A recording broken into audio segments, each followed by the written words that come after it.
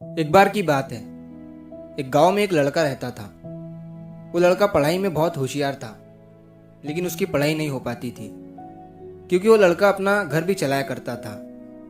वो रोज अपने खेत में जाता, दिन भर वहां काम करता और शाम को घर वापस आकर वो थोड़ी बहुत पढ़ाई कर लिया करता था।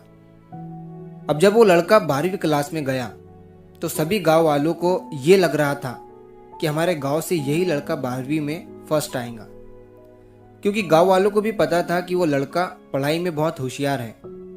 तो 12वीं का एग्ज़ाम आया, लड़के ने एग्ज़ाम दिया और जब 12वीं का रिजल्ट आया तो वो लड़का किसी कारण से एक सब्जेक्ट में फेल हो गया। जब गांव वालों को ये बात पता चली तो सारे गांव वाले उस लड़के को ताने देने लगे और उसका मजाक उड़ाने लगे। वो जब भी अपने घर से खेत की तरफ जाता तो उस रास्ते पर उसे जितने लोग मिलते वो सब उसे ताने देते रहते।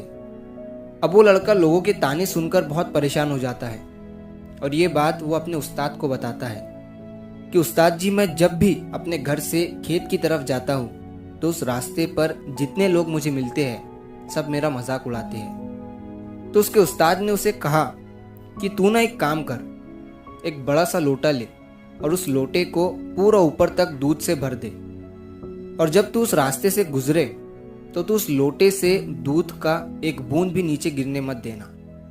लड़के ने एक दिन वैसा ही किया। वो जब उस रास्ते से दूध का लोटा लेकर निकला तो उसका फोकस उस लोटे पर इतना था कि उसे लोगों की आवाज ही सुनाई नहीं दी। वो इतने ध्यान से उस लोटे को लेकर चल रहा था कि उस लोटे से दूध का एक भी कतरा नीचे ना गिरे। इसकी वजह से उसे लोगों के तानों की आवाज सुनाई ही नहीं दी। तो इस कहानी से हमें ये सीख मिलती है कि अपने काम में इतना ढल जाओ, इतना फोकस अपने काम पर लगा दो कि बाकी की चीज़ों का आप पर कोई असर ही ना हो। लोगों की आवाज़ें, लोगों के ताने आपको सुनाई ही ना दे। जैसे एक कैमरा होता है जो सिर्फ अपने सब्जेक्ट पर फोकस करता है, बाकी सारी चीज़ों को वो ब्लर कर देता है। तो बस आपको भी उसी तरह अपने काम पर, अपने टारगेट पर फोकस करना है, बाकी चीज़ें तो अपने आप ही ब्लर हो जाएंगी। तो अगर आप इस कहानी को और भी लोगों तक पहुंचाना चाहते हो तो इस वीडियो को लाइक करिए ताकि YouTube इस वीडियो को और भी लोगों तक पहुंचाए।